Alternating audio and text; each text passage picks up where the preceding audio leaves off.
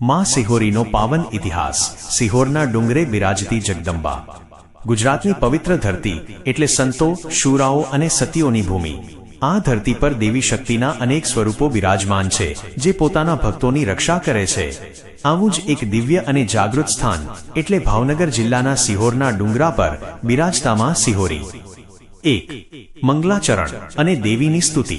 માં જગદંબાના સ્મરણ સાથે ઇતિહાસની શરૂઆત કરતા કવિઓ કહે છે કે આદિ અનાદિ તું જ ભવાની છે, તું જ જોગમાયા છે, જે ન જાગે ન સોવે, જે અજર અમર છે, તેવી માં ભગવતીના ચરણોમાં વંદન કરી સિહોરી માની કથાનો પ્રારંભ થાય છે।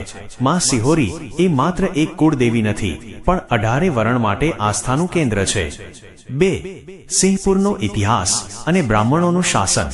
આજથી આશરે 300 વર્ષ પહેલાની આ વાત છે।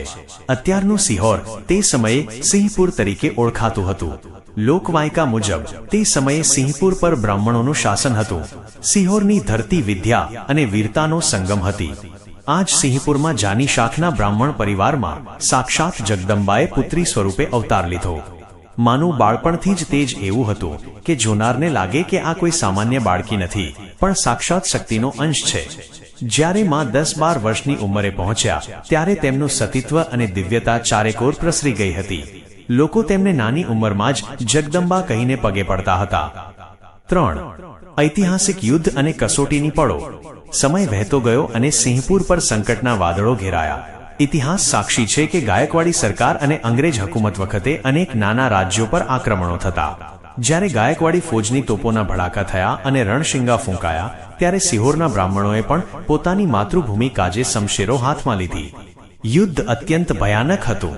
એક બાજુ વિશાળ ફોજ અને તોપો હતી, જ્યારે બીજી બાજુ મુઠ્ઠીભર બ્રાહ્મણો મરણિયા થઈને લડતા હતા। આ યુદ્ધમાં અનેક બ્રાહ્મણો શહીદ થયા। જનોઈધારી બ્રાહ્મણોના બલિદાનથી સિંહપુરની ધરતી લાલ થઈ ગઈ। 4. લોકબોલીનું મેણું અને માનું વિકરાળ રૂપ। જ્યારે યુદ્ધમાં બ્રાહ્મણોની હાર થઈ અને અનેક લાશો પડી હતી, ત્યારે માં સિહોરી, જે તે સમયે 12 વર્ષની કન્યા હતા, સિહોરની 7 શેરીના ચોકમાંથી પસાર થઈ રહ્યા હતા। તે સમયે કોઈ અણસમજુ માણસે મેણું માર્યું। બધા આને મામા કહીને પૂજે છે, જો આ બ્રાહ્મણની દીકરી સાચી સતી હોય તો એના પોતાના બ્રાહ્મણો કેમ મરાયા? એ એમને સજીવન કેમ ન કરી શકી? આ શબ્દોમાં જગદંબાના કાને પડ્યા અને તેમનું હૃદય દ્રવી ઉઠ્યું। બ્રાહ્મણોની જનોઈઓના ઢગલા જોઈ માનું લોહી ઉકળી ઉઠ્યું। જે શાંત સૌમ્ય દીકરી હતી, તેણે ક્ષણભરમાં વિકરાળ રૂપ ધારણ કર્યું। તેમની આંખો તાંબા જેવી લાલ થઈ ગઈ અને આખું શરીર ધ્રુજવા માંડ્યું। 5. સતીત્વનું પ્રાગટ્ય અને ડુંગરા પર સ્થાપના। માં સિહોરી તે ચોકમાંથી ચાલીને સીધા સામે આવેલા ડુંગરા તરફ દોડ્યા। ડુંગરાની ટોચ પર પહોંચીને તેમણે પોતાના સતીત્વના પ્રભાવથી હાથમાંથી અગ્નિ પ્રગટાવી અને પોતે તે અગ્નિમાં સમાઈ ગયા, સતી થયા। આ જોઈને આખું સિહોર સ્તબ્ધ થઈ ગયું। લોકોને પસ્તાવો થયો કે સાક્ષાત જગદંબાને ઓળખવામાં ભૂલ કરી। ત્યારબાદ તે જ જગ્યાએ માનું ભવ્ય મંદિર બન્યું। આજે પણ ભક્તો માના તે સતીત્વના તેજને અનુભવી શકે છે। અદ્ભુત પરચાઓ અને શિલાનું રહસ્ય। માં સિહોરીના મંદિરે પહોંચવા માટે 375 પગથિયાં ચડવા પડે છે। ત્યાંના પરચાઓની યાદી લાંબી છે। લટકતી શિલા। મંદિર પાસે એક એવી શિલા પથ્થર છે જે પહાડની ધાર પર લટકેલી છે। વૈજ્ઞાનિક દ્રષ્ટિએ તે ગમે ત્યારે પડી શકે તેમ લાગે, પરંતુ માના પરચાથી તે 300 વર્ષથી ત્યાં જ સ્થિર છે। જો તે પડે તો નીચેના સેંકડો ઘરોનો નાશ થાય, પણ માં તેને પકડીને બેઠા છે। મનોકામના પૂર્ણ। જે લોકોની નોકરી ન લાગતી હોય, જેમને સંતાન ન હોય કે જેમના કામ અટકતા હોય, તે માની બાધા રાખે છે અને માં પલવારમાં તેમના દુઃખ દૂર કરે છે। અન્ન ક્ષેત્ર। સિહોરના ડુંગરા પર 24 કલાક અન્ન ક્ષેત્ર ચાલુ રહે છે। કોઈ પણ વ્યક્તિ ત્યાંથી ભૂખ્યો પાછો જતો નથી।